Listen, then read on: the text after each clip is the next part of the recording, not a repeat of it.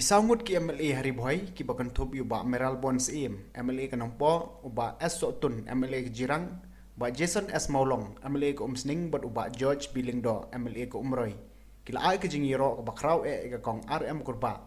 Deputy Commissioner ke Bhoi District halor ke jing Treshitom ke jongka ban pen urlong ke district bakan yo jing mentoy hadin bakari Bhoi kala syak kan thop bakan longkom kawai niki aspirational district Hapoh kari Katay ke Ïaroh nagi MLA bat MDC kari Bhoi ya ka kong RM kurba kadi hadian bakari Bhoi district kalayo Haduh khandai Tylli ki ambulance bat South Tylli ki Bolero bakin longkum ki supervisory vehicle ya ka ba anpentre kam ta katanat ka kwat ka kya hari Bhoi ya kita ki kali ambulance lembat South Tylli ki kali supervisory lathiet na kapisa balamang lengba ke NITI ayok na ka bentak ka aspirational district bat ya kita ki kali ki bala pelat pajba hne kasngi an sabo habaro ki CHC bat ki PHC kibadan Hasan Tylli ki constituency jong kari Bhoi lengba ka jingla ban pelai iti ki ambulance nak liang jong ka kong RM kurba lembat ki MLA MDC hari Bhoi kilong makan dalong sisya ka jing mentoi ki pajba Hapoh ka district bat khamtam haka bakum kani ka por baya kun persya ka klam covid khat khandai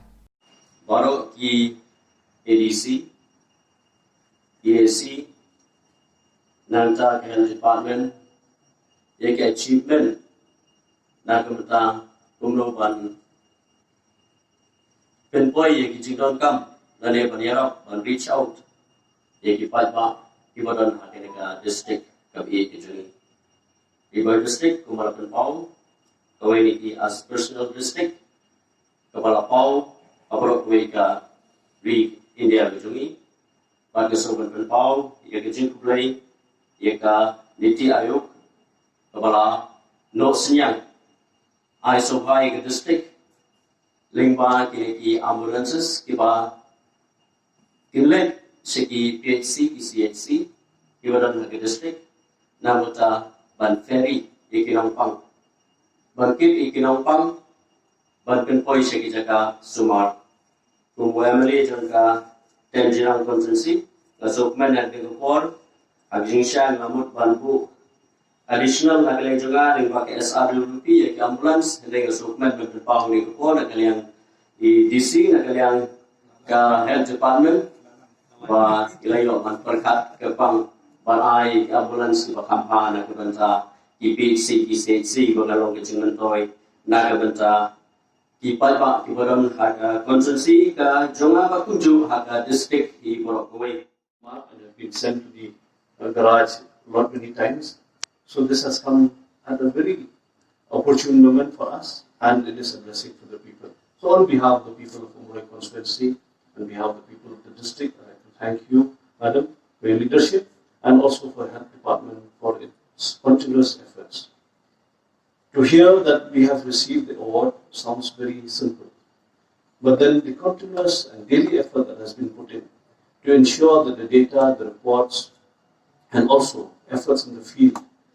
they come together and put before the native Ïaroh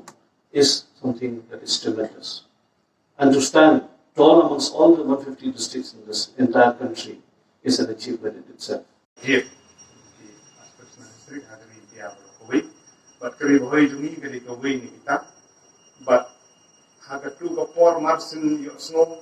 impacted ki facilities ki banila banyo